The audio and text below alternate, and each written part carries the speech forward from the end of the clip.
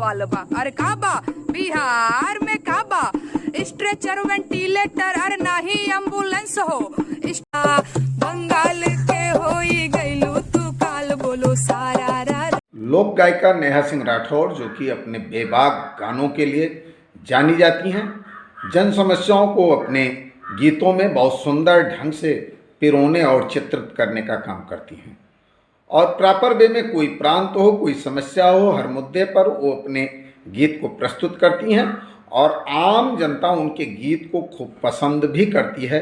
यही कारण है कि बिना किसी साज बाज के ही अपने प्रस्तुत गीतों और कविताओं के माध्यम से वो बहुत कम दिनों में पूरे देश में चर्चित हो गई। उन्होंने जब बिहार और पश्चिम बंगाल को लेकर के गीत गाने का काम किया तो सत्ताधारियों को बुरा नहीं लगा। बिहार में कि हालांकि कुछ दिक्कत इनको हुई चूंकि गठबंधन की सरकार थी, लेकिन ज़्यादा समस्या सत्ताधारियों को, सत्ता भक्तों को तब हो गई जब उन्होंने यूपी और वर्तमान में गुजरात को लेकर के या गाना गाने का काम किया कि यूपी में काबा या गुजरात में काबा, यूपी में काबा, रेप अपहरण नेताजी के जाहिर मिजाज बा, रेप अपहरण नेताजी के जाहिर मिजाज बा, काहो भैया काहो बहनी इहे राम राजबा अरे काबा यूपी में काबा, काबा गुजरात में काबा अरे भ्रष्टाचार के भेंट चढ़ गई छोटकी के महत।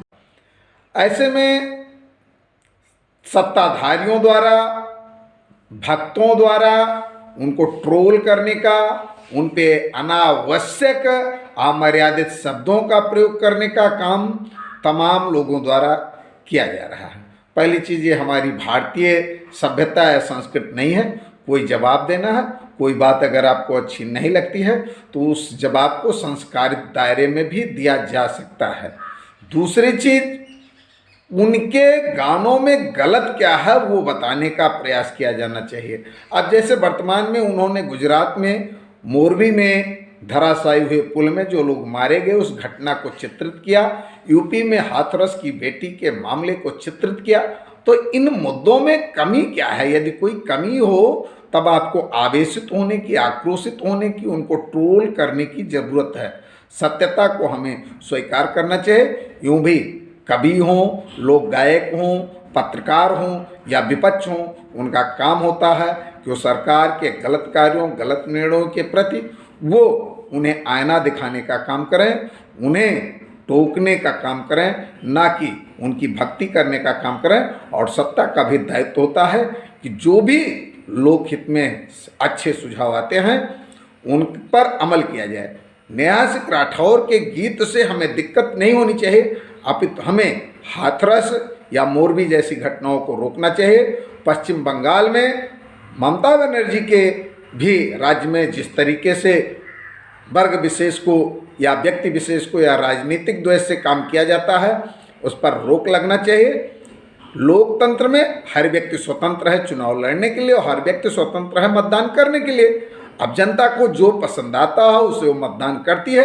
ऐसे में सत्ता पाने के बाद उसके साथ द्वेष भावना से काम नहीं करना चाहिए। निश्चित तौर पर मैं सभी प्रांतों के सत्ताधारियों से, देश के सत्ताधारियों से, माननीय मुख्यमंत्री, माननीय प्रधानमंत्री और सत्ता के समर्थकों से कहना चाहूँगा कि हमें सच को स्वीकार करना होगा और सच में जो कमियां दिखाई जाएं, जो कमियां बताई जाएं, उनको सुधारने का प्रयास किया जाना चाहिए। अगर कोई मिथ्या आरोप लगा रहा है तो उसे मर्यादित दायरे में जवाब देने का काम करें या फिर न्यायालय का दरवाज़ा खुला है, हमको न्यायालय जाना चाहिए कि अमुक व्यक्ति के गीत से जो है यहाँ पर जनता में भ्रम पैदा हो रहा है, किसी के मान सम्मान को ठेस पहुँच रहा है। अन्यथा जिस तरीके से नेहा सिंह राठौर पर तमाम लोग आग बबूला हो जाते हैं, तमाम अनावश्यक शब्दों का प्रयोग करते हैं, ऐसे में तो लोगों के जुबान पर ये ताला लगाने जैसा कार्यक्रम है कि लोग बस सत्ता का गुणगान करें, व्यक्ति विशेष का गुणगान करें, लोग किसी के खिलाफ बोलने का काम न करें। तो ऐसे में क्या कवि हों या गीतकार हों या पत्रकार हों, अब वो रात दरबारी बन करके रहेंगे? नहीं। अरे है इतिहास साक्षी इसका, कलम कभी ना हारी है, कलम से टक्कर लेने वाला ना नर है ना नारी है। ऐसे में कलमकारों, गीतकारों, काव्यकारों से हम संघर्ष न करके उनसे प्रेरणा लें और उनके सुझाए मार्ग को हम अनुसरण में लाएं, ताकि जनहित में और बेहतर कार्य हो सके।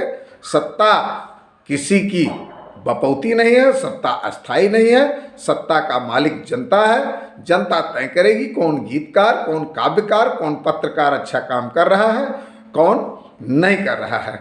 आइए हम क्रमवार बिहार, पश्चिम बंगाल, उत्तर प्रदेश और गुजरात को लेकर के प्रस्तुत नेहा सिंह राठौर के गीतों का एक बार पुनः श्रवण करें। मैं चंद्रमणि पांडे, 307 विधानसभा, हरियाणा। अरे गाय भैंस का चारा में प्रशासन के मुंह बोरल बा, गाय भैंस का चारा में प्रशासन के मुंह बोरल बा। अरमान रखल बा चैली पे, करजवा डाहल खोरल बा। अरे का बा बिहार में का बा? सफाई कर्मी नर्स नाही, ई कैसन अस्पताल बा? सफाई कर्मी नर्स नाही, ई कैसन अस्पताल बा? दवाई बीरो खातिर भैया झेले के बड़ी बवाल बा। अरे का बा बिहार में का बा? स्ट्रेचर वेंटिलेटर अरे नाही एम्बुलेंस हो, स्ट्रेचर वेंटिलेटर अरे नाही एम्बुलेंस हो। अरे साफ करे के कहेला मोर चश्मा के लेंस हो।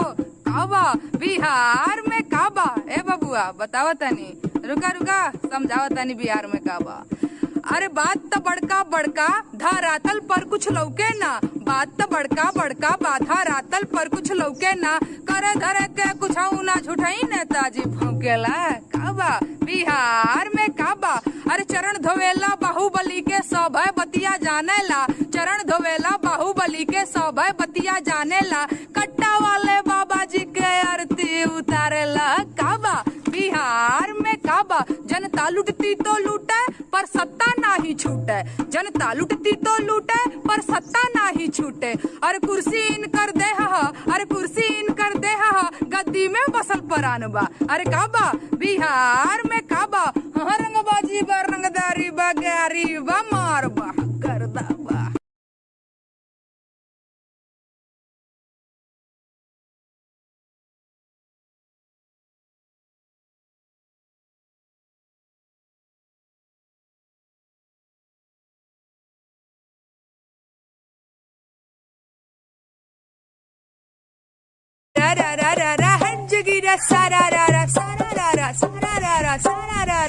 दीदी बंगाल के होई गईलू तू काल, बोलो सारा रा रा।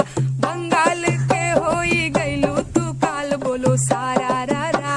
बांग्लादेशियन के स्वर्ग बंगाल हो, स्वर्ग बंगाल। बांग्लादेशियन के स्वर्ग बंगाल, अपने लोगन के तू कैलू कंगाल, बोलो हाय रे ए हाँ। ओ दीदी नाके पे गुस्सा काटेलू बवाल, बोलो सारा रा रा। नाके पे खुनुस काटेलू बवाल, बोलो सारा रा रा। तोहरे शासन में ऐसन भ्रष्टाचार, ऐसन भ्रष्टाचार। तोहरे शासन में ऐसन भ्रष्टाचार, फ्लाईओवर गिरेला बीच बाजार, बोलो हाय रे ए हाँ। दीदी लोकतंत्र के खींच देलू खाल, बोलो सारा रा रा। दीदी लोकतंत्र के खींच देलू खाल, बोलो सारा रा रा। खाली दाल भात देला से दाल न गली हो, दाल न गली। खाली दाल भात देला से दाल न गली। हमरे राम के विरोध तो हरा ना फली, बोलो हाय रे ए हाँ। अरे आइल इलेक्शन खेला के ख्याल, बोलो सारा रा रा। आइल इलेक्शन खेला के ख्याल, बोलो सारा रा रा। जनता सहेला तोहार रंगबाजी, तोहार रंगदारी। जनता सहेला तोहार रंगदारी। होली में भैलू खिलाड़ कुमारी, बोलो हाय रे ए हाँ। पूरा भइल तानाशाही के 10 साल, बोलो सारा रा रा। पूरा भइल तानाशाही के 10 साल, बोलो सारा रा रा। दीदी बंगाल के होई गईलू तू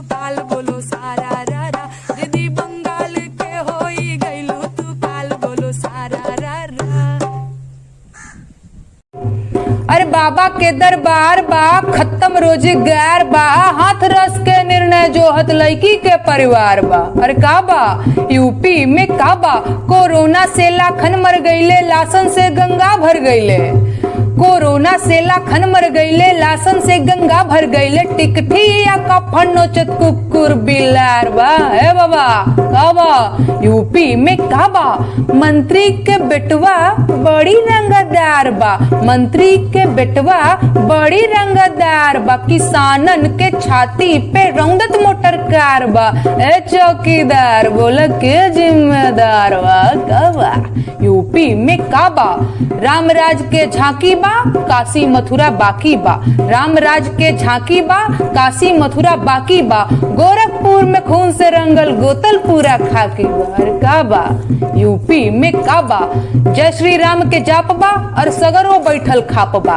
जय श्री राम के जाप बा और सगरो बैठल खाप बा। मंदिर मस्जिद में ठानल गइल रार बा। अरे का बा यूपी में का बा, जिंदगी झंड बा फिर भी घमंड बा।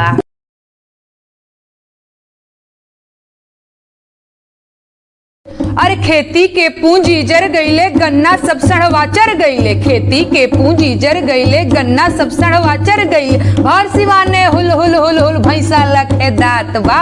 का बा यूपी में का बा, और कुल के दीपक हरदल में है ऐसन करा मात बा। कुल के दीपक हरदल में है ऐसन करा मात बा। नेता नगरी के काला चिट्ठा अब की खुले जात बा। अरे का बा यूपी में का बा, रेप अपहरण नेताजी के जाहिर मिजाज बा। रेप अपहरण नेताजी के जाहिर मिजाज बा। काहो भैया काहो बहनी इहे राम राज बा। अरे का बा यूपी में का बा, होटल से खाना मंगवा के घुरहू घरे खा ले। होटल से खाना मंगवा के घुरहू घरे खा ले। घुरहू के पसीना महकत रहे कहे में ना ला जाले। अरे का बा यूपी में का बा, एगो बात सुना जौन बार बार कहेला ना कि हमसे सवाल का है। अरे वोट देहब तोहके त सवाल पूछब कैसे, वोट देहब तोहके त सवाल पूछब कैसे। आ साँझवतिया कहिला त मरिचा कहले से। का बा यूपी में का बा, जिंदगी झंड बा फिर भी घमंड बा।